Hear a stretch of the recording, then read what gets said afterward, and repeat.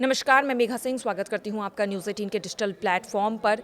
Iran में पिछले 2 हफ्तों से चल रहे सरकार विरोधी प्रदर्शनों को लेकर एक ईरानी अधिकारी ने अब एक बड़ा बयान दे दिया है। अधिकारी के मुताबिक ईरान प्रदर्शन और उनसे जुड़ी हिंसा में अब तक करीब 2000 लोगों की मौत हो चुकी है।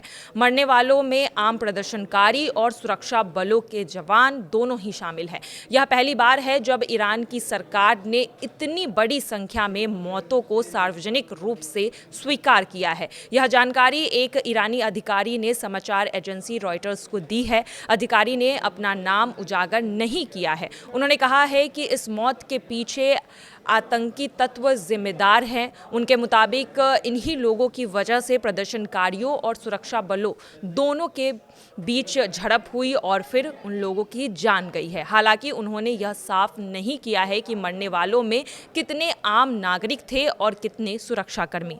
ईरान में यह अशांति देश की आर्थिक स्थिति के कारण भी हो रही है और इस वजह से ही वहाँ के लोग गुस्से में सड़क पर अब उतर आए हैं। बढ़ती महंगाई, बेरोजगारी और रोज़मर्रा की ज़रूरतों की कीमतों में लगातार इजाफे से लोग वहाँ नाराज़ हैं। जानकारों का कहना है कि यह पिछले 3 साल में ईरान की सरकार के सामने सबसे गंभीर संकट है। यह स्थिति ऐसे समय में बन रही है जब ईरान पहले से ही अंतर्राष्ट्रीय दबाव में है, खासकर पिछले साल अमेरिका और इजराइल की ओर से हुए हमलों के बाद। इसी बीच अमेरिका के राष्ट्रपति डोनाल्ड ट्रंप ने भी ईरान पर सख्त रुख अपनाया है। सोमवार की रात को उन्होंने ये घोषणा की है कि जो भी देश ईरान के साथ व्यापार करेगा उनके उत्पादों पर अमेरिका 25% आयात शुल्क लगाएगा।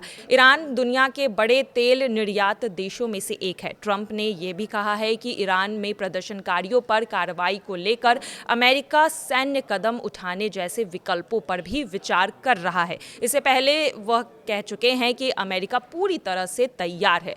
ईरान ने ट्रंप के इस फैसले पर अभी तक कोई भी आधिकारिक प्रतिक्रिया नहीं दी है। हालांकि चीन ने इस फैसले की कड़ी आलोचना भी की है। ईरान अपना ज़्यादातर तेल चीन से ही बेचता है। इसके अलावा इराक, यूएई और भारत भी ईरान के बड़े व्यापारिक साझेदार है और अब मुश्किल भारत के लिए भी बढ़ सकती है। लेकिन इन सभी के बीच ईरान में जो कुछ भी हो रहा है उस पर अब ईरान सरकार ने ये मान लिया है कि जो हिंसक प्रदर्शन हुए हैं, जो हिंसा हुई है, उसमें तकरीबन 2000 लोगों की अब तक मौत हो चुकी है।